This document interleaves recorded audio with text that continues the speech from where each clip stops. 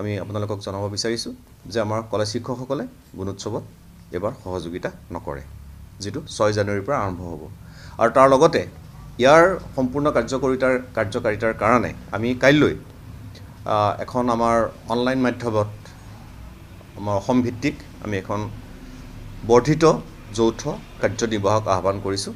আৰু কাইলৈ আমি অনলাইন মাধ্যমত বহিম আৰু সেই বৰ্ধিত যৌথ কাৰ্যনিৰ্বাহকৰ মাধ্যমেৰে অসমৰ প্ৰতিজন কলেজ শিক্ষকে গুণোৎসৱৰ ক্ষেত্ৰত যি অসহযোগিতা সেই অসহযোগিতা কাৰ্যসূচী সম্পূৰ্ণভাৱে পালন কৰিব। যে আমাৰ কেইবাটাও বহুদিনীয়া সমস্যা আছিলে, যি সমস্যাসমূহ সমাধানৰ কাৰণে আমি অসম চৰকাৰক বিভিন্ন সময়ত আমি স্মাৰক পত্ৰই হওক বা বিভিন্ন কথোপকথনৰ মাধ্যমেৰে আমি আহ্বান জনাইছিলোঁ, দাবী জনাইছিলোঁ। কিন্তু দুৰ্ভাগ্যবশতঃ আজি পৰ্যন্ত আমাৰ এই সমস্যাসমূহৰ সমাধানৰ বাবে যোগাত্মক সঁহাৰি তেওঁলোকৰ পৰা আমি পোৱা নাই। বিশেষকৈ যোৱা 29 জানুৱাৰী 2024 চনত যিখন প্ৰমোচনৰ তালিকা অসম চৰকাৰে প্ৰকাশ কৰিছিলে, তাকো বহুদিনীয়া অপেক্ষাৰ মূৰত প্ৰায় 2.5 বছৰৰ মূৰত সেই প্ৰমোচনৰ তালিকাখনত কেইবাটাও বিসংগতি আছিলে। আৰু সেই বিসংগতিবিলাকৰ ভিতৰত আটাইতকৈ বেছি যিটো গুৰুত্বপূৰ্ণ বিসংগতি আছিলে সেইটো হৈছে কি, আমাৰ কলেজ টিচাৰসকলৰ প্ৰমোচনৰ যিটো ডিউ ডেট, যিটো প্ৰাপ্য প্ৰমোচনৰ তাৰিখ, সেইটোত তেওঁলোকে বিসংগতিপূৰ্ণভাৱে প্ৰকাশ কৰিছিল আৰু সকলোকে একেদিনাই তেওঁলোকে প্ৰমোচন দিছিলে, যিটো আমাৰ অসমৰ কোনো এজন কলেজ শিক্ষকেই মানি ল'ব পৰা নাই। কিয়নো প্ৰত্যেক ব্যক্তিৰে চাকৰি জীৱনত প্ৰমোচনটো এটা বিশেষ গুৰুত্বপূৰ্ণ কথা। আৰু তাতোকৈ গুৰুত্বপূৰ্ণ কথা হৈছে জ্যেষ্ঠতা। কোনোবা এজন শিক্ষকে যদিহে তেওঁ 2014 চনত প্ৰমোচন পাব লাগিছিল বা তেওঁ 2016 চনত প্ৰমোচন পাব লাগিছিল, তেওঁ তেতিয়াই প্ৰমোচন পোৱাটো উচিত হয়। অসম চৰকাৰৰ যি আমাৰ উচ্চ শিক্ষাৰ কাৰ্যালয় আছে, তাৰ কিছুমান হেমাহিৰ কাৰণে বা বিভিন্ন সময়ত সময়মতে ফাইলবিলাকৰ যি যেনেদৰে আগবঢ়াব লাগে তেনেদৰে আগ নবঢ়াৰ কাৰণে আৰু কিছুমান ক্ষেত্ৰত কলেজবিলাকৰ পৰা বিভিন্ন সমস্যাৰ কাৰণে কলেজৰ অধ্যক্ষসকলে সময়মতে কেতিয়াবা ফাইলবিলাক পঠাব নোৱাৰে। তেনেকুৱা ধৰণৰ কথা বতৰাৰ কাৰণেহে আচলতে শিক্ষকসকলে যদি 2014 চনত প্ৰমোচন পাব লাগিছিলে, তেওঁৰ ফাইলটো আহিছে দেৰিকৈ। কিন্তু তাৰ অৰ্থ এইটো নহয় যে তেওঁ 2014 চনত বা 15 চনত প্ৰমোচন নাপাব। কিন্তু বৰ্তমান দেখা গৈছে যে 29 জানুৱাৰীৰ যিখন তালিকা 2024 চনত অসম চৰকাৰে প্ৰকাশ কৰিছিলে, তাত 2014, 15, 16, 17 তেতিয়া প্ৰমোচন পাবলগীয়াসকলক একেকোবে আনি 2024 চনৰ 1 এপ্ৰিলত দিছিলে। আৰু কিছু ক্ষেত্ৰত ইতিমধ্যে আমি কৈছোঁৱেই যে কিছু ক্ষেত্ৰত এনেকুৱা হৈছে যে শিক্ষক আৰু ছাত্ৰ, গুৰু আৰু শিষ্যৰ একেদিনাই প্ৰমোচন হৈছে, যিটো এটা অতি সাংঘাতিক ধৰণৰ দুৰ্ভাগ্যজনক কথা। কোনো এজন কলেজ শিক্ষকে এইটো মানি ল'ব পৰা নাই আৰু সেইটোৰ সংশোধনীৰ কাৰণে আমি ইমান দিনে দাবী জনাই আহিছিলোঁ। আৰু চাওক, এইটো আমি অতিৰিক্তভাৱে একো বিচৰা নাই, এইটো হৈছে আমাৰ কলেজ শিক্ষকসকলৰ প্ৰাপ্য। তেওঁলোকে সময়মতে প্ৰমোচন পাব লাগিব। আৰু নহ'লে 2015 চনত পাবলগীয়া যেনে 2024 চনত পায়, তো এই 15 চনৰ পৰা 2024 চনলৈ 9 বছৰ তেওঁৰ অভিজ্ঞতাৰ কি মূল্যায়ন হ'ল? সেই সময়ছোৱাত তেওঁ যিখিনি API কাৰণে প্ৰমোচনৰ কাৰণে যিখিনি তেওঁ বিভিন্ন ধৰণে চেমিনাৰ এটেণ্ড কৰিব লাগে বা আন্তঃৰাষ্ট্ৰীয় ৰাষ্ট্ৰীয় পৰ্যায়ৰ বিভিন্ন গৱেষণা পত্ৰ প্ৰকাশ কৰিব লাগে, সেই সময়খিনিত তেওঁ যিখিনি প্ৰকাশ কৰে তাৰ মূল্যায়নটো ক'ত যাব? বিভিন্ন ধৰণৰ কথা আছে। গতিকে আমি সেইটো আহ্বান জনাইছিলোঁ, যিটো আমাৰ কাৰণে অতি সহজ কথা, আমাৰ দৃষ্টিত অতি সাধাৰণ কথা, কিন্তু সেইটো চৰকাৰে অলাগতিয়ালভাৱে বেছি জটিল কৰি পেলাইছে। আৰু সেইকাৰণে আমি আহ্বান জনাই আছিলোঁ। তেওঁলোকে ইমান দিন যি দায়িত্ব দিছে আমাৰ কলেজ শিক্ষকে ধুনীয়াকৈ নিষ্ঠাৰে পালন কৰিছে।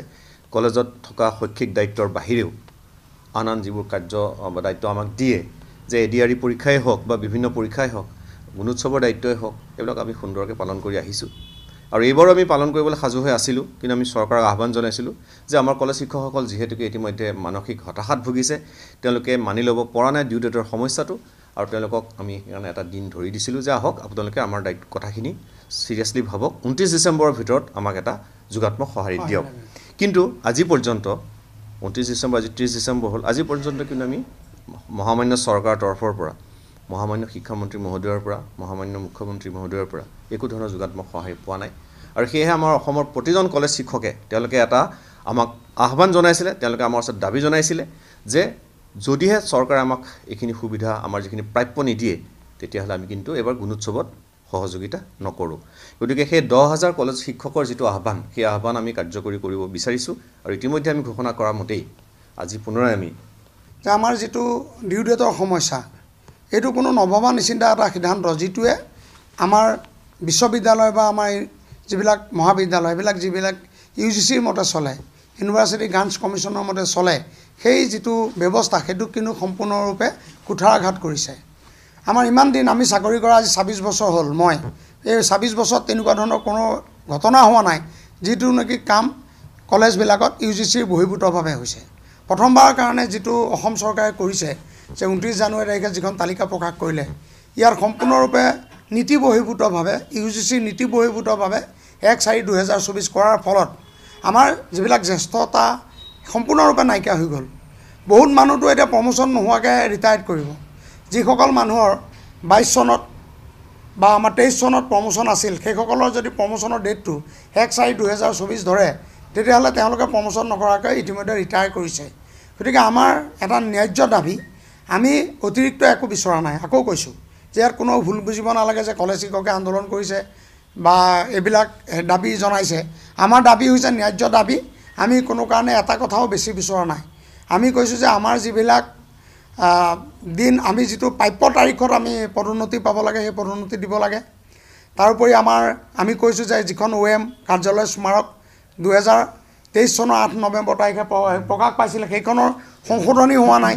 সেইখন সংশোধনী হ'লে আমাৰ নতুন প্ৰজন্মই প্ৰমোশ্যন পাব, সেইখন কৰি দিয়া নাই। ইতিমধ্যে আমাৰ ফালৰ পৰা চৰকাৰে আমাক দায়িত্ব দিছিল যে কি সলনি কৰিব লাগে আপোনালোকে কৰি দিয়ক। উচ্চ শিক্ষা বিভাগে আমাক দায়িত্ব দিছিল, সেইটো আমি কৰি দিয়াৰ প্ৰায় এমাহ হ'ব এতিয়া। তাৰ আজিলৈকে 2 মাহ হ'ব এতিয়া, তাৰ এতিয়ালৈকে কোনো ধৰণৰ উত্তৰ অহা নাই।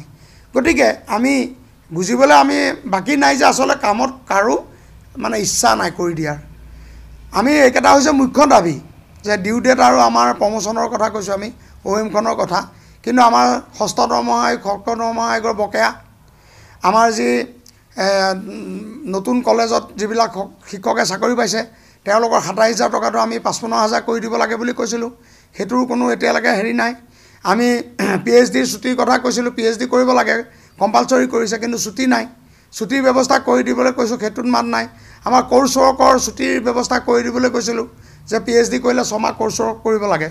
সেই কোৰ্চ ৱৰ্কখিনি আমাৰ শিক্ষকসকলে কলেজৰ পৰা ছুটি লৈ কেনেকৈ কৰিব? গতিকে আমি কৈছিলোঁ চৰকাৰক যে PhD ছুটি যিহেতু বন্ধ আছে, কোৰ্চ ৱৰ্কৰ ছুটি এটা দিয়ক। দিম বুলি কৈছে, কিন্তু আজিলৈকে নাই হোৱা। গতিকে আমাৰ যিমানবিলাক দাবী আছে, আমি সমিল মিলৰ যিটো বদলীকৰণ বা মিউচুৱেল ট্ৰেন্সফাৰৰ কথা কৈছোঁ, সেইটো বন্ধ আছে। তাৰমানে আমাৰ যিমানবিলাক দাবী আছে, আজি প্ৰায় 2024 চনৰ 29 জানুৱাৰী তাৰিখে যিখন তালিকা প্ৰকাশ হ'ল, তাৰপিছত এটা কামো আজিলৈকে হোৱা নাই। সঁচাৰ্থত আমি যিবিলাক দাবী জনাই আহিছোঁ, সেই এটাও আজিলৈকে আমাক শিক্ষা বিভাগে ক'ব নোৱাৰে এইখিনিকে আমি কৰি দিলোঁ, এতিয়ালৈকে নাই। গতিকে আমাৰ শিক্ষকসকলে যিটো সিদ্ধান্ত লৈছে সেইটো কাৰ্যকৰীকৰণ কৰাটো আমাৰ দায়িত্ব। সেইকাৰণে আমি যিটো ঘোষণা হৈছে আৰু কালিলৈ আমি কাৰ্যনিৰ্বাহক সভা দিছোঁ, বৰ্ধিত কাৰ্যনিৰ্বাহক সভা। তাত আমি সিদ্ধান্ত ল'ম যে আৰু যেনেকৈ আমি যোৱা কেই তাৰিখে চচলত বহিছিলোঁ, 23 তাৰিখে চচলত আমি প্ৰতিবাদ কৰিছিলোঁ, তেনেকুৱা প্ৰতিবাদ হয়তো আমাৰ 2 এদিনত আকৌ আৰম্ভ হ'ব। কাৰণ আমাৰ কালিলৈ আমি সিদ্ধান্ত গ্ৰহণ কৰিম। আৰু এইবিলাক চাওক, মই আকৌ কৈছোঁ, কোনেও ভুলকৈ বুজিব নালাগে যে এইটো আন্দোলন আমি কাৰো ক্ষতি কৰিবৰ কাৰণে কৰা নাই। কিন্তু আমাৰ শিক্ষকসকলৰ যিখিনি ক্ষতি হৈছে, ইয়াক পূৰণ কৰি দিবৰ কাৰণে আমি মাননীয় শিক্ষামন্ত্ৰী মহোদয়, মাননীয় মুখ্যমন্ত্ৰী মহোদয়ক আমি বাৰম্বাৰ অনুৰোধ কৰিছোঁ। গতিকে তেখেতসকলৰ পৰা কোনো এটা সঁহাৰি অহা নাই। আমি সঁহাৰি দিলেই এই কথাবিলাক আন্দোলনলৈ কেতিয়াও নাযায়, কিন্তু আমাক তেওঁলোকে সঁহাৰি দিব লাগে যে এইখিনি আমি সমাধান কৰি দিম, তেতিয়াই আমি এই গোটেই কথাবিলাক আকৌ নৰ্মেলি চলি যাব, আমি চিন্তা কৰিম। গতিকে আমাৰ যিখিনি ন্যায্য দাবী, সেই ন্যায্য দাবীসমূহ সমাধান কৰি দিবৰ কাৰণে মাননীয় মুখ্যমন্ত্ৰী ডাঙৰীয়া আৰু শিক্ষামন্ত্ৰী ডাঙৰীয়াক আমি পুনৰবাৰ ইয়াৰ পৰা অনুৰোধ জনাইছোঁ।